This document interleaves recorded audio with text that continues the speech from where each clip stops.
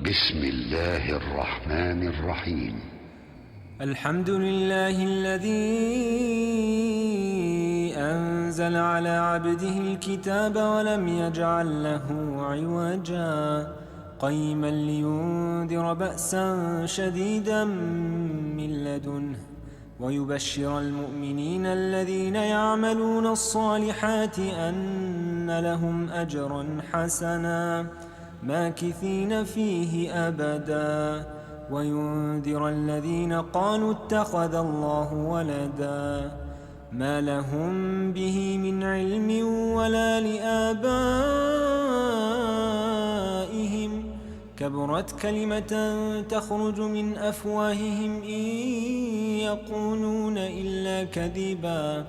فلعلك باخع نفسك على آثارهم إن لم يؤمنوا بهذا الحديث أسفا إنا جعلنا ما على الأرض زينة لها لنبلوهم أيهم أحسن عملا وإنا لجاعلون ما عليها صعيدا جرزا أم حسبت أن أصحاب الكهف والرقيم كانوا من آياتنا عجبا إذ أوى الفتية إلى الكهف فقالوا ربنا آتنا من لدنك رحمة وهيئ لنا من أمرنا رشدا فضربنا على آذانهم في الكهف سنين عددا ثم بعثناهم لنعلم أي الحزبين أحصى لما لبثوا أمدا نحن نقص عليك نبأهم بالحق إنهم فتية آمنوا بربهم وزدناهم هدى وربطنا على قلوبهم إذ قاموا فقالوا ربنا رب السماوات والأرض لن ندعو من دونه إلها لقد قلنا إذا شططا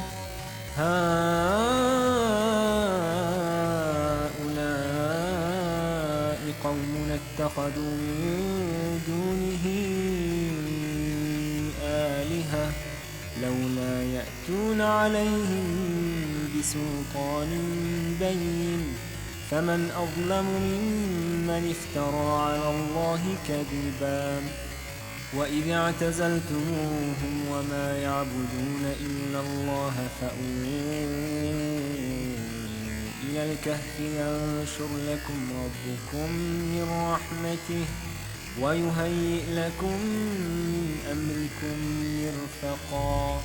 وترى الشمس إذا طلعت تزاور عن كهفهم ذات اليمين وإذا غربت تقرضهم ذات الشمال وهم في فجوة منه ذلك من آيات الله من يهد الله فهو المهتد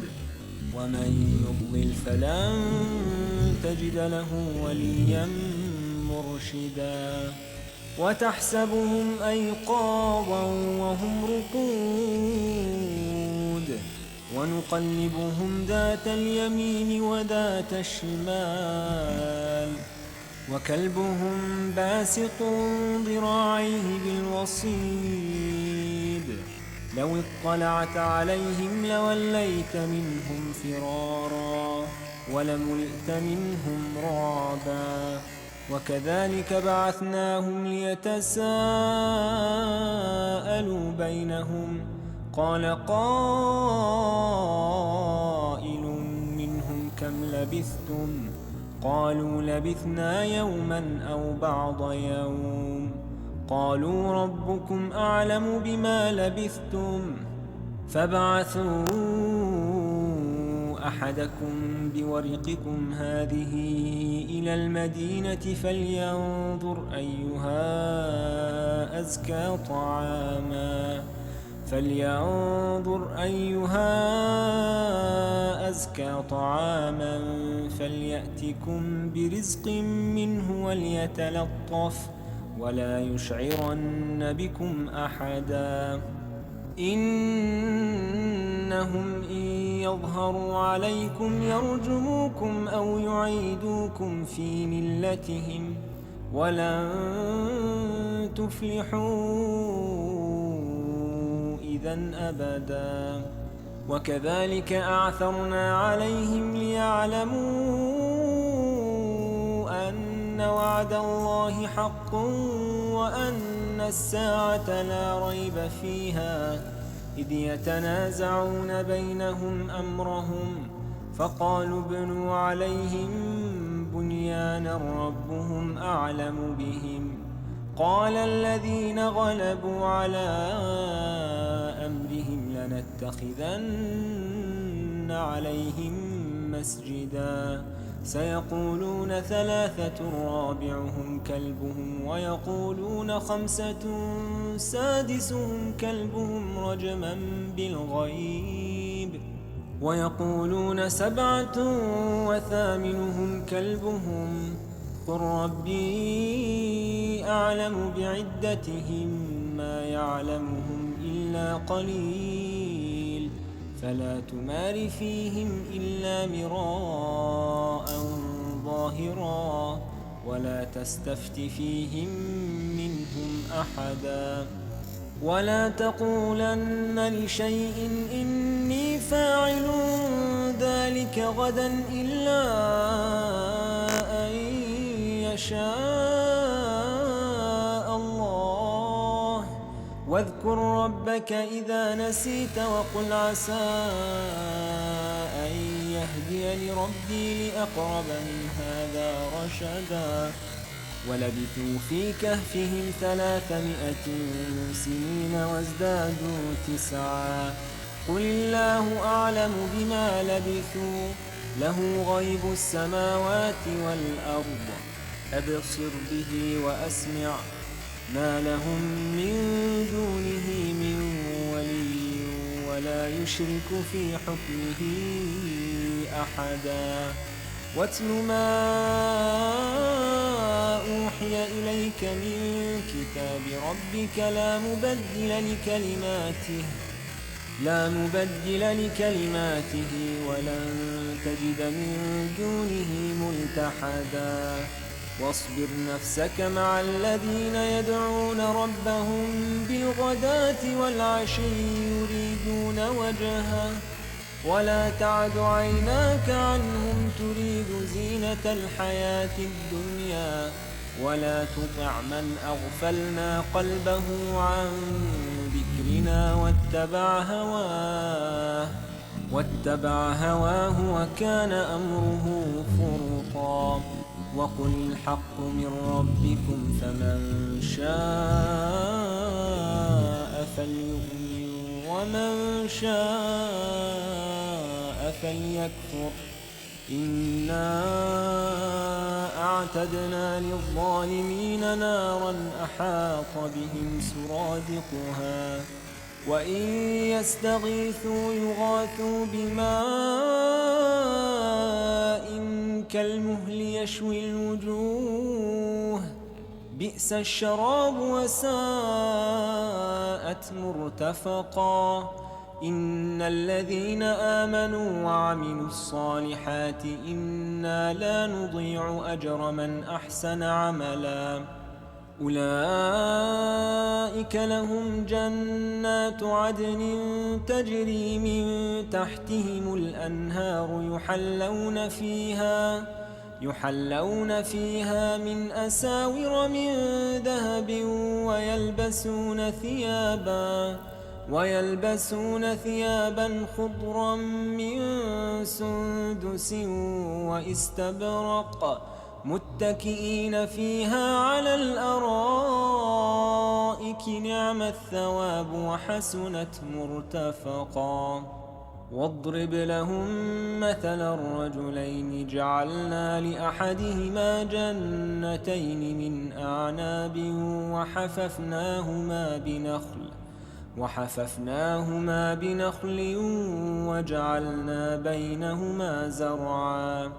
كلتا الجنتين آتت أكلها ولم تظلم منه شيئا وفجرنا خلالهما نهرا وكان له ثمر فقال لصاحبه وهو يحاوره أنا أكثر منك مالا وأعز نفرا ودخل جنته وهو ظالم لنفسه قال ما أظن أن تبيد هذه أبدا وما أظن الساعة قائمة ولئن رددت إلى ربي لأجدن خيرا منها منقلبا قال له صاحبه وهو يحاوره أكفرت بالذي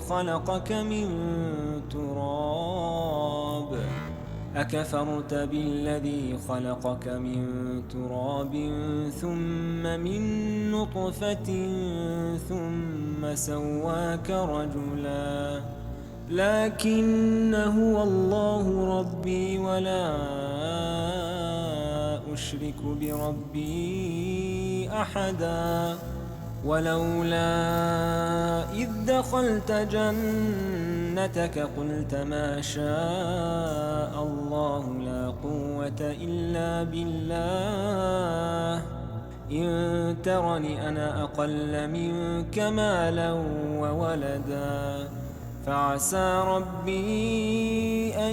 يؤتيني خيرا من جنتك ويرسل عليها حسبانا من السماء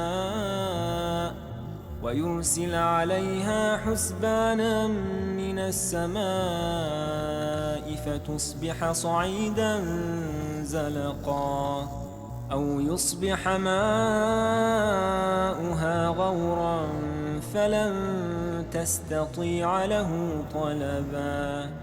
وأحيط بثمره فأصبح يقلب كفيه على ما أنفق فيها وهي خاوية على عروشها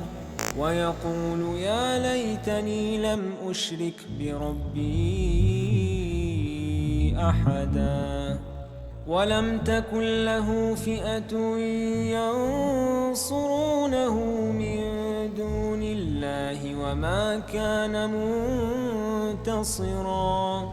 هنالك الولاية لله الحق هو خير ثوابا وخير عقبا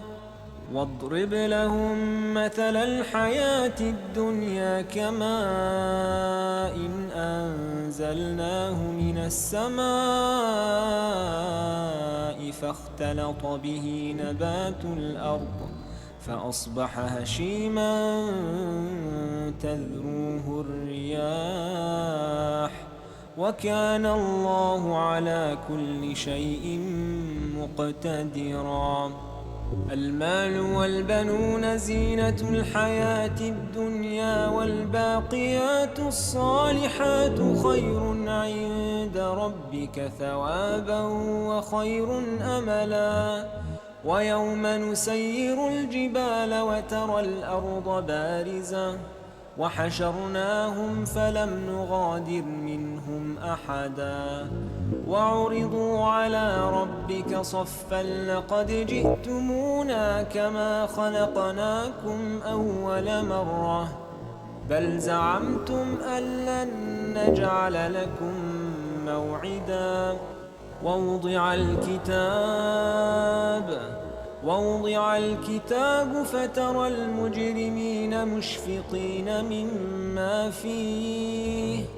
ووضع الكتاب فترى المجرمين مشفقين مما فيه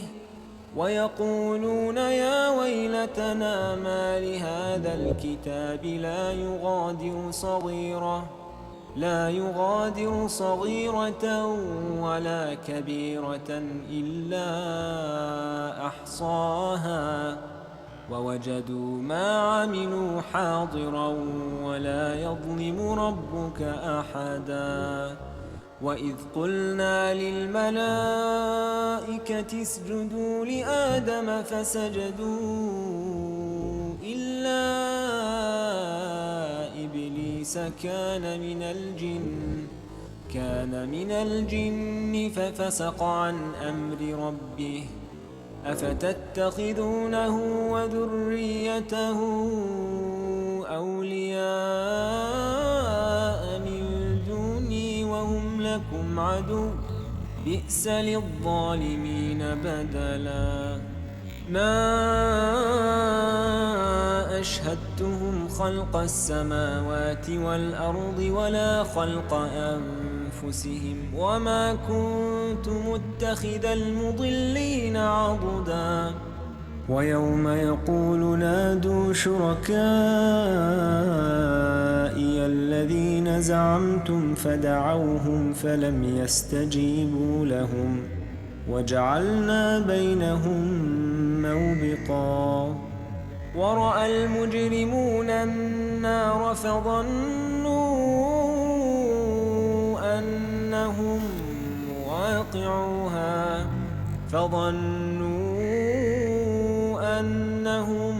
مواقعوها ولم يجدوا عنها مصرفا. ولقد صرفنا في هذا القرآن للناس من كل مثل وكان الإنسان أكثر شيء جدلا. وما منع الناس أن يؤمنوا إذ جاءهم الهدى ويستغفروا ربهم إلا أن تأتيهم سنة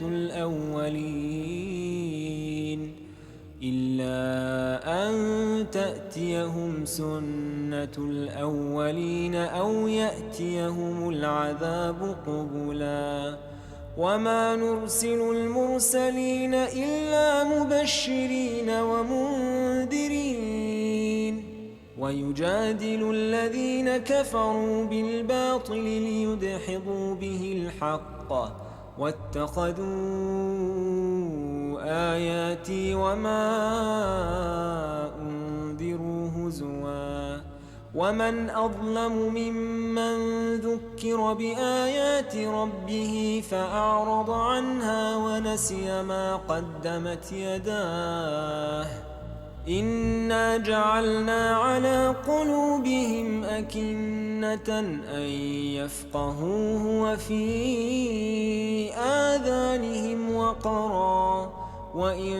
تدعهم إلى الهدى فلن يهتدوا إذا أبدا. وربك الغفور ذو الرحمة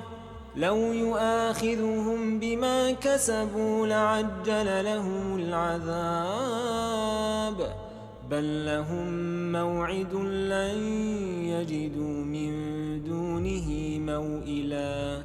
وتلك القرى أهلكناهم لما ظلموا وجعلنا لمهلكهم موعدا. وإذ قال موسى لفتاه لا أبرح حتى أبلغ مجمع البحرين أو أمضي حقبا فلما بلغا مجمع بينهما نسيا حوتهما فاتخذ سبيله في البحر سربا. فلما جاوزا قال لفتاه آتنا غداءنا لقد لقينا من سفرنا هذا نصبا. قال أرأيت إذ أوينا إلى الصخرة فإني نسيت الحوت وما أنسانيه إلا الشيطان أن أذكره واتخذ سبيله في البحر عجبا قال ذلك ما كنا نبغ فارتدا على آثارهما قصصا فوجدا عبدا من عبادنا آتيناه رحمة من عندنا وعلمناه من لدنا علما قال له موسى هل أتبعك على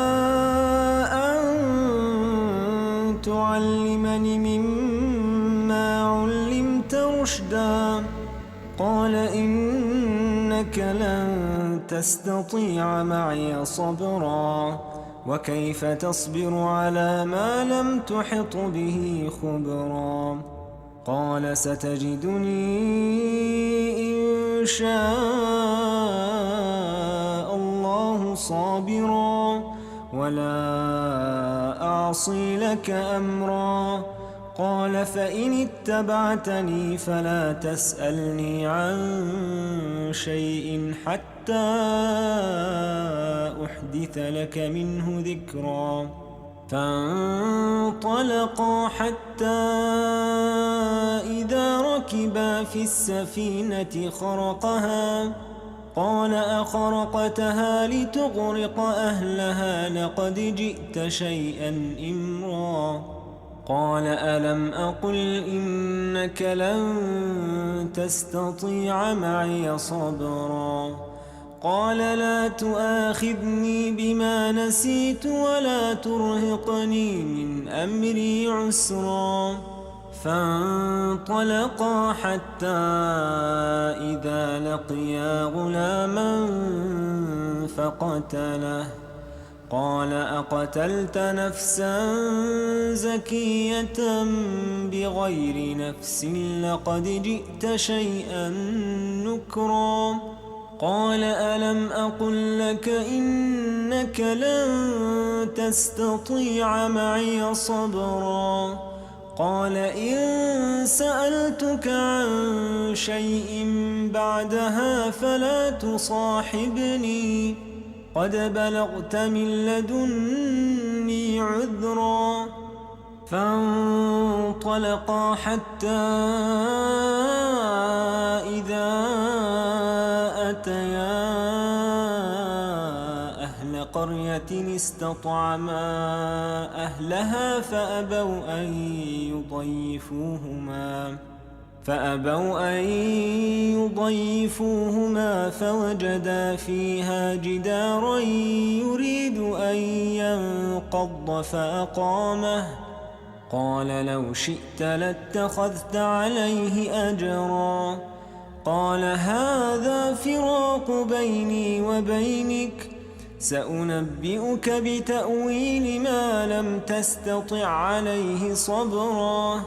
أما السفينة فكانت لمساكين يعملون في البحر فأردت أن أعيبها وكان وراءهم ملك يأخذ كل سفينة غصبا وأما الغلام فكان أبواه مؤمنين فخشينا أن يرهقهما طغيانا وكفرا فأردنا أن يبدلهما ربهما خيرا منه زكاة وأقرب رحما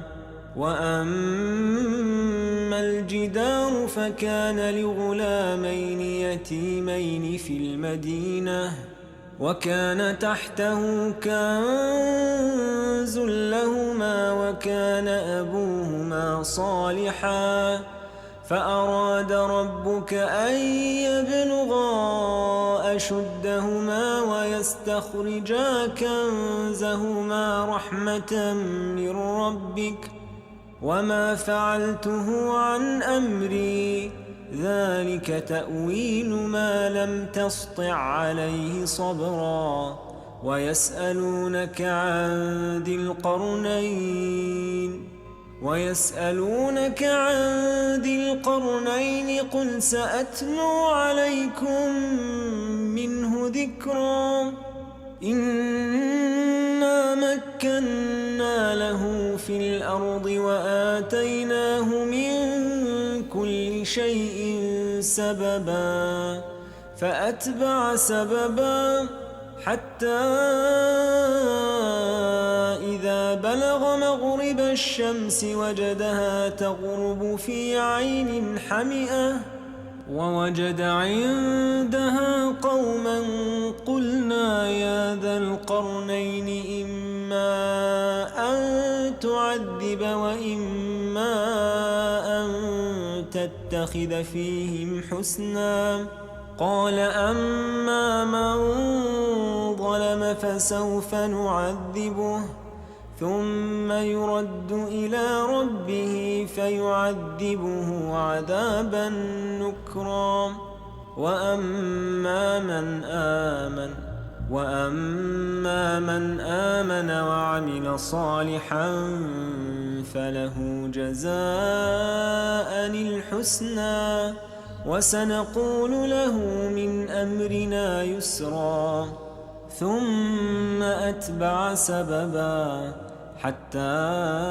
إذا بلغ مطلع الشمس وجدها تطلع على قوم لم نجعل لهم من دونها سترا كذلك وقد أحطنا بما لديه خبرا ثم أتبع سببا حتى إذا بلغ بين السدين وجد من دونهما قوما لا يكادون يفقهون قولا قالوا يا ذا القرنين إن يأجوج ومأجوج مفسدون في الأرض فهل نجعل لك خرجا على أن تجعل بيننا وبينهم سدا قال ما مكني فيه ربي خير فأعينوني بقوة أجعل بينكم وبينهم ردما آتوني زبر الحديد حتى إذا ساوى بين الصدفين قال انفخوا حتى إذا جعله نارا قال آتوني أفرغ عليه قطرا فما استطاعوا أن يظهروه وما استطاعوا له نقبا قال هذا رحمة من ربي فإذا جاء وعد ربي جعله دكاء وكان وعد ربي حقا وتركنا بعضهم يومئذ يموج في بعض ونفخ في الصور فجمعناهم جمعا وعرضنا جهنم يومئذ للكافرين عرضا الذين كانت أعينهم في غطاء عن ذكري وكانوا لا يستطيعون سمعا أفحسب الذين كفروا أن يتخذوا عبادي من دوني أولياء إنا أعتدنا جهنم للكافرين نزلا قل هل ننبئكم بالأخسرين أعمالا الذين ضل سعيهم في الحياة الدنيا وهم يحسبون أنهم يحسنون صنعا أولئك الذين كفروا بآيات ربهم ولقائه ولقائه فحبطت أعمالهم فلا نقيم لهم يوم القيامة وزنا ذلك جزاؤهم جهنم بما كفروا واتخذوا آياتي ورسلي هزوا إن الذين آمنوا وعملوا الصالحات كانت لهم جنات الفردوس نزلا خالدين فيها لا يبغون عنها حولا قل لو كان البحر مدادا لكلمات ربي لنفد البحر قبل أن تنفد كلمات ربي ولو جئنا بمثله مددا قل إنما أنا بشر مثلكم يوحى إلي أنما إلهكم إله واحد فمن كان يرجو لقاء ربه فليعمل عملا صالحا ولا يشرك بعبادة ربه أحدا.